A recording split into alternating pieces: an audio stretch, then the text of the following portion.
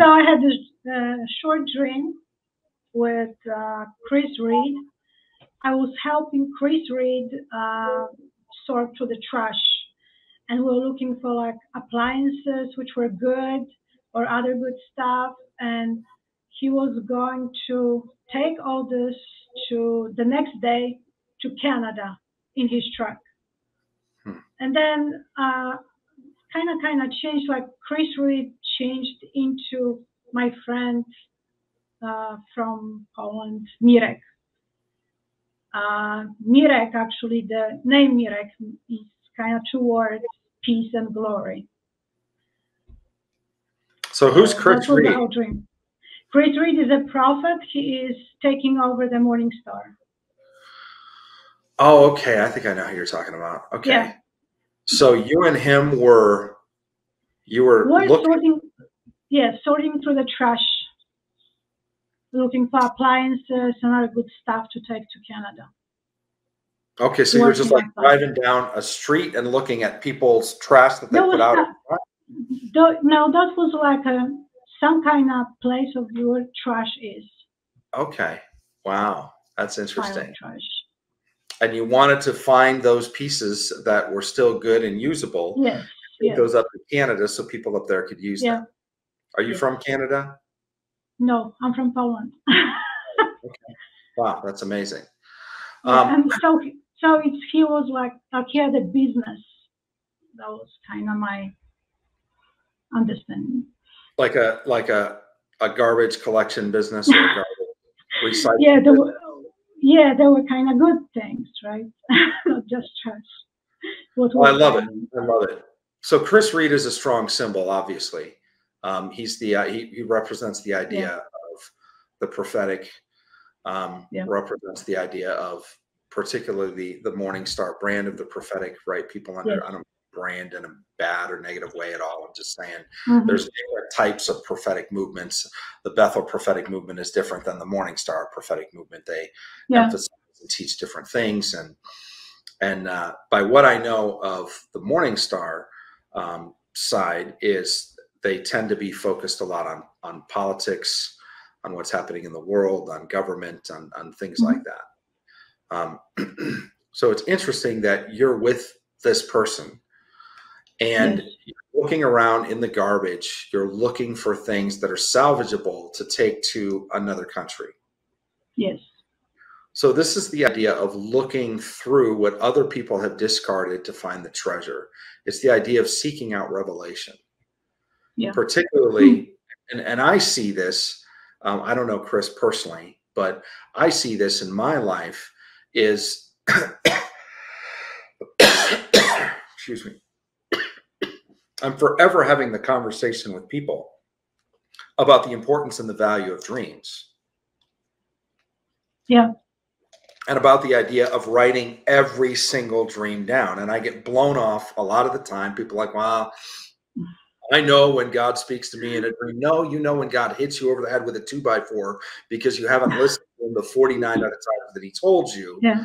So he's got to make it either really vivid or really scary, or he's got to tell you in recurring dreams over and over and over again. Those aren't God dreams.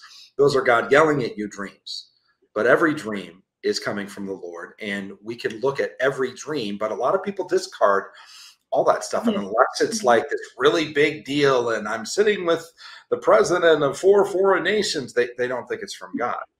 And so that's the whole idea of your dream, is like going through the garbage, what other people are discarding and throwing away, and finding what's of value and then literally taking it to the nations. You know, and so you look at, of course, Canada and what they've gone through, what they went through, what they're still going through.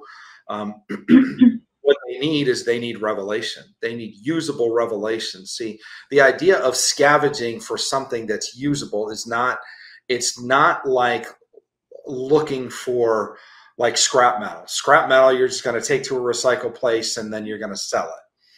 You know, when you're looking for something that's usable, you're looking for something that somebody can use. You know, if it's a washing machine, I want a washing machine I can use. I don't want to take it out and peel the metal off and throw it away. And you're looking for something that has value. And so the way that we would say that in the vernacular of the prophetic, particularly in spiritual intelligence, is we would say you're looking for actionable intel, actionable intelligence.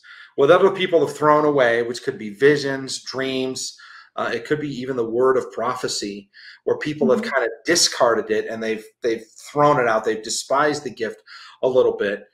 You're going back with somebody that is seasoned in the prophetic, right? And you're obviously a dreamer. Yeah.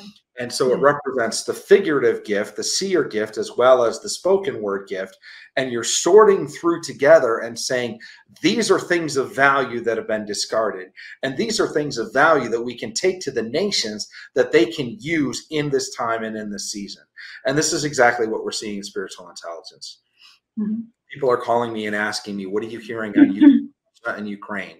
You know, what are you hearing on nuclear war? Because it's in the vernacular. People in the news are reporting it, and people and leaders of countries are saying things related to obviously these nations, but these types of weapons and all of that stuff. And so people want to know when they see things that are big, that are happening. They call me, they call the people in our organization, and they say, what are you seeing? What do you want to know?